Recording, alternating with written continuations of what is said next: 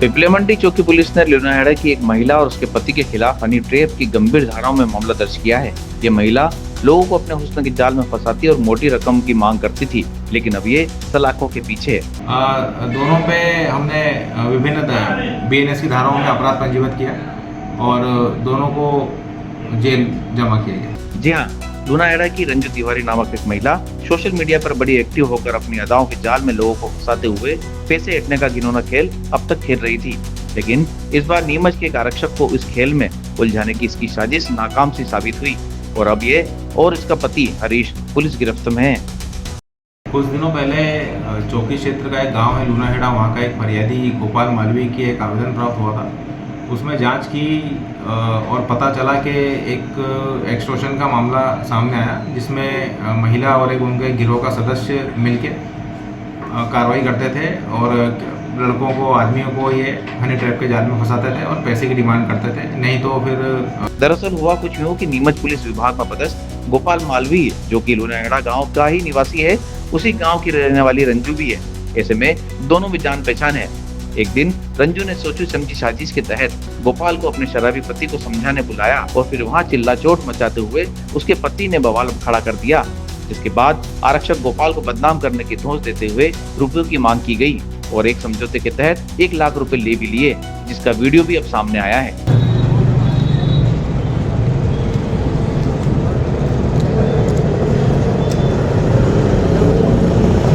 1 लाख रुपए लेने के बाद हनी ट्रैप के आरोपी पति पत्नी का लालच और जाग उठा। पैसे की डिमांड बढ़ने लगी। जब पैसे देने से मना किया गया तो रंजू ने पुलिस में गोपाल के खिलाफ बलात्कार की झूठी रिपोर्ट दर्ज कराने का प्रयास भी किया, पर अब पूरी कहानी सामने आ गई है। ये मेरा गांव की रहने वाली है और 1.5 साल पहले इसका पति बहुत शराब पीता है, तो ये मेरे से राय लेने आए थे कि इसके खिलाफ पुलिस में कंप्लेंट करना है और इसकी शराब बंद करवाना है। तो इसने फ़ोन लगा के घर पे बुलाया, तो मैं घर पे गया और इन्होंने राय ली। मैंने राय दे गया तो थाने पे जाओ, चौकी पे, तो वहाँ तुम्हारी कायमी हो जाएगी।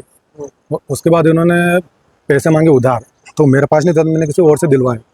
फिर ऐसा मतलब व्हाट्सएप पे बातचीत हुई, बाकी अपन ने गलत बात कुछ भी नहीं करी। ऐसे व्हाट्सएप पे बातचीत होने के बाद उधार पैसे मांगे, तो मेरे पास नहीं था, तो मैंने उधार किससे दिलवाए। कितने पैसे दिए आपने? मतलब लगभग 2 लाख रुपए अभी तक।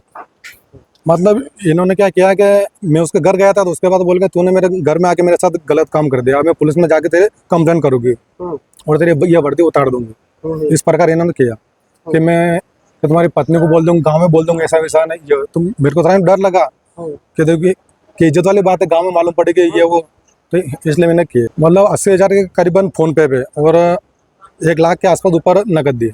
मैंने सुना ऐसा कि इसने बहुत सारे कम से कम 15 से 20 लोगों के साथ इसने ऐसा कर रखा है। अभी फिर ये वापस थाने आके मेरे खिलाफ आवेदन दिया और मेरे से 5 लाख की मांग करी। भाई मैं गलती में नहीं हूँ तो मैं काहे के लिए दूंगा पैसे? 5 लाख फिर 3 लाख पे आए, मैंने बोला पैसा नहीं मिलेगा। फिर मैंने ये हमारे रिश्तेदार को बताया, तो उन्होंने बोला कि अपन चौकी में चल के कंप्लेन करते हैं। पिपला मंडी से नरेंद्र राठौर की ये रिपोर्ट।